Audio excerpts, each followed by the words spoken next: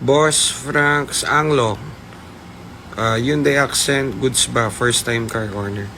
Sir, ang Hyundai Accent is a workhorse. Maniwala ka sa akin. Workhorse yan.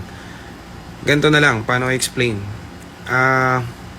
Yung tito ko, programmer sa Hyundai dati. Sila nagpapadala ng mga Hyundai. So, siyang addict sa Hyundai. So, siyang nakahikayat sa akin para bumili ng Hyundai. Ang first brand new car ko din is Hyundai Accent. 2017, 2016. Tatlo yung Hyundai ko. So, sobrang gusto ko Hyundai. Tatlo yung Hyundai ko. Pero hindi. Kaya tatlo yung Hyundai ko nun kasi yun yung di ba, bumili ako ng Hyundai. 2016 model yata yung akin na hatchback diesel. Dahil gustong gusto ko siya, kasaganahan yun ng Grab. Alam niyo yung mga Grab. Bumili pa akong dalawa, tapos pinag-Grab ko yung dalawa. Pero, yun, hindi naman natuloy masyado.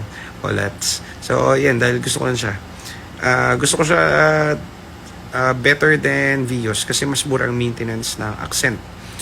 Ang supplier ng Hyundai Accent, hindi kayo mamamroblema. Sasabihin ko sa inyo kung saan. Along Araneta, ang pangalan ay ano ba pangalan nun? Mobili, parang ganun. Mobili yata, parang ganun. Yun ang pinaka-supplier ng Hyundai. So, lahat ng kasa ng Hyundai, doon pumupunta sa may G Araneta, malapit sa may SM Center Point. Katabi lang din ang shop namin yun.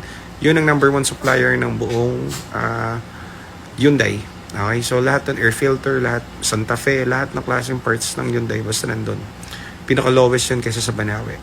Ngayon, ba't ko sinabing napaka-okay ang Hyundai, boss, na first car mo? Kasi, boss, pag binuksan mo ang hood ng Hyundai, Korean car yan, yung brand na yan. Pero ang built niyan, boss, lahat Germany. Bakit? Lahat ng makina niyan, boss, pansinin mo lahat ng pyesa na nakakabit dyan. Boss ang gumawa. Boss is German. So, bumili ako niyan nung yung una kong kotseng ganyan na 2016 nga na hatchback, diesel.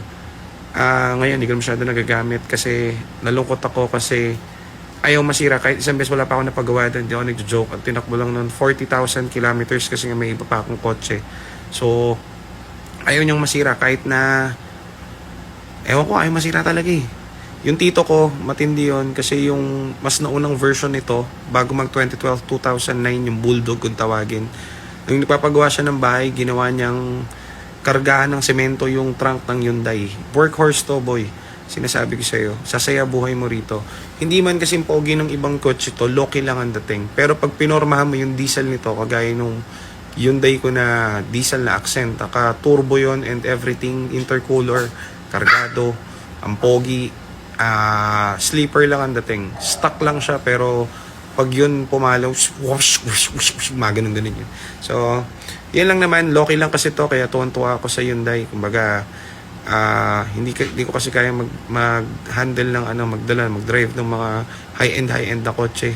Naiilang ako. So, eto low-key lang. So, marirecommend ko sa ito kasi nga napakatibay nito, boss. Maniwala ka. Ang main issue ng Hyundai is katulad nung nasabi ko sa video, ano matawag doon? Yung valve yung sa aircon. So, may ganun din dito.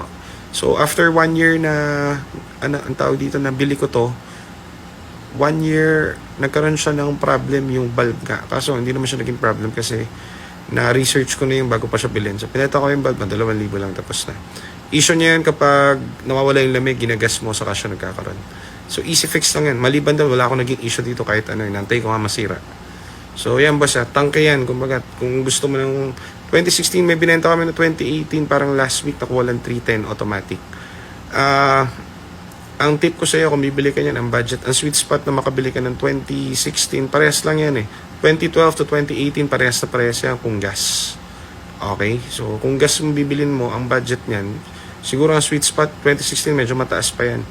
Pero kung bibigyan kita ng malupit na advice, bumili ka ng 2014 to 2015, 13 to 14, 15, mabibili mo yan siguro less than 250 in good condition gas.